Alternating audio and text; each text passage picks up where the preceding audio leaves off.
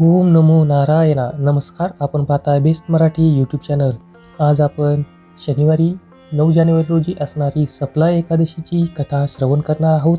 या दिवशी अवश्य ही व्रतकथा श्रवण करावी. चला सुरू करूया.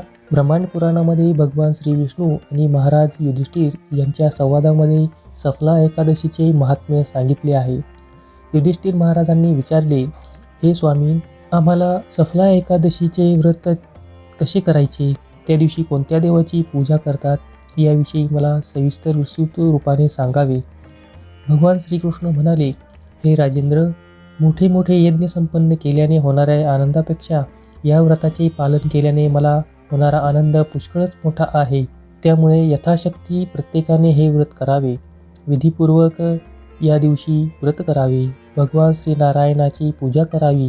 ज्याप्रमाणे नागांमध्ये शेषनाग, पक्ष्यांमध्ये गरुड, देवतांमध्ये श्रीविष्णू आणि मानवांमध्ये ब्राह्मण श्रेष्ठ आहेत, त्याचप्रमाणे सर्व व्रतांमध्ये एकादशी तिथी श्रेष्ठ आहे. हे राजन, सफला एकादशी दिवशी नाममंत्राचे उच्चारण करीत फळे अर्पण करून भगवान श्रीहरींची सेवा करावयास हवी. नारळ, सुपारी, लिंबू, डाळिंब, चांगले आवळे, लवंगा, बोरे तथा आंबे इत्यादी फळे अर्पण करून श्रीहरीची पूजा करावी. धूपदीप अर्पून भगवंताची अर्चना करावी. सफला एकादशीच विशेष करून दीपदान करण्याचे विधान आहे. रात्री वैष्णवांच्या संगतीमध्ये भगवत कथा कीर्तन करीत जागरण करावे. सहस्र वर्ष तपस्या करून जे फळ प्राप्त होत नाही ते केवळ या दिवशी जागरण केल्याने प्राप्त होते. हे नृपश्रेष्ठ, आता या सफला एकादशीची शुभदायी कथा ऐक. प्राचीन काळी चंपावती नावाची सुंदर नगरी होती. कोणे एकेकाळी ती महाराज महिष्मतांची राजधानी होती. राजर्षी महिष्मतांना 5 पुत्रे होते. त्यातील जो ज्येष्ठ पुत्र होता तो नेहमी पापकर्मांमध्ये रत होता. तो परस्त्रीगमन करणारा आणि वेश्यासक्त होता. त्याने आपल्या पित्याचे सर्व धन पापकर्मामध्ये नष्ट केले. तो नेहमी दुराचार, पारायण आणि ब्राह्मणांचा निंदक होता.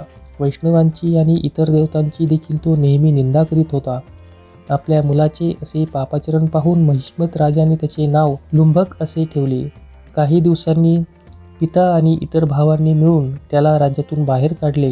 लुंभक त्यानंतर गहन वनामध्ये निघून गेला. तिथेच राहून तो येणाऱ्या जाणाऱ्या नगरवासियांना लुटू लागला. एक दिवस तो चोरी करण्यासाठी नगरामध्ये गेला. तेव्हा त्याला सैनिकांनी पकडले. परंतु जेव्हा त्याने शिपायांना सांगितले की मी महिष्मत राजाचा पुत्र आहे, तेव्हा त्यांनी त्याला सोडून दिले. तेव्हा तो पापी परत वनामध्ये आला आणि मांस फळे भक्षण करून जीवन निर्वाह करू लागला.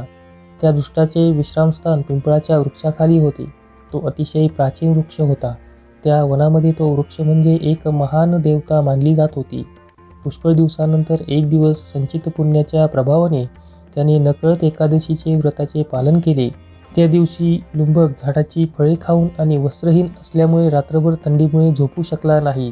जवळजवळ तो मूर्छितच झाला होता. सूर्योदय झाला तरी त्याला काही कळत नाही. सफला एकादशीच्या दिवशी देखील लुंभक मूर्छित राहिला. मध्यान्ह झाल्यानंतर तो शुद्धीवर आला. त्यानंतर उठून इकडे तिकडे पाहत एखाद्या लांडग्या व्यक्तीप्रमाणे चालत दाट वनामध्ये निघून गेला. तो भुकेमुळे कासावीस झाला. हे राजन, त्यावेळी पुष्कळ फळे घेऊन लुंभक विश्रामस्थानावर परतला. त्याचवेळी सूर्यास्त झाला. त्यामुळे ती फळे वृक्षाच्या खोडामध्ये ठेवली आणि प्रार्थना केली की भगवान लक्ष्मीपती विष्णू या फळांचा स्वीकार करो. असे म्हणून त्याने रात्री झोप घेतली नाही. त्यामुळे नकळत त्याच्याकडून व्रताचे पालन झाले. त्यावेळी आकाशवाणी झाली, हे राजकुमार, सफला एकादशीच्या प्रसादामुळे तुला राज्य आणि पुत्र प्राप्त होईल. त्यानंतर त्याच्यामध्ये परिवर्तन झाले. त्यावेळीपासून त्याने आपली बुद्धी भगवान श्रीविष्णूच्या भजनामध्ये लावली. त्यानंतर तो आपल्या वडिलांकडे परत आला. वडिलांनी त्याला संपूर्ण राज्य दिले. अनुरूप राजकन्येशी विवाह करून त्याने अनेक वर्ष उत्तम राज्य केले. भगवान श्रीविष्णूच्या वरदानाने त्याला मनोज्ञ नामक पुत्र प्राप्त झाला. ज्यावेळी तो पुत्र राज्यकारभार पाहण्यासाठी योग्य झाला तेव्हा राज्याची कोणतीही आसक्ती न ठेवता लुंभकने राज्याचा त्याग केला आणि त्याने भगवान श्रीकृष्णांची शरण गेली. अशा प्रकारे सफला एकादशी व्रताचा प्रभावाने त्याने त्या जन्मात सुख प्राप्त केलेच, त्याचबरोबर त्याच समवेत मृत्यूनंतर त्याने मोक्षप्राप्ती देखील केली. या सफला एकादशीच्या पालनाने आणि व्रताचा महिमा ऐकल्याने मनुष्यास राजसूय यज्ञ केल्याचे फळ प्राप्त होते. तर अशा प्रकारे आज आपण सप्ला एकादशीची कथा श्रवण केलेली आहे. या दिवशी अवश्य ही व्रतकथा श्रवण करावी, तसेच व्रत करावे. धन्यवाद. जय श्रीहरी.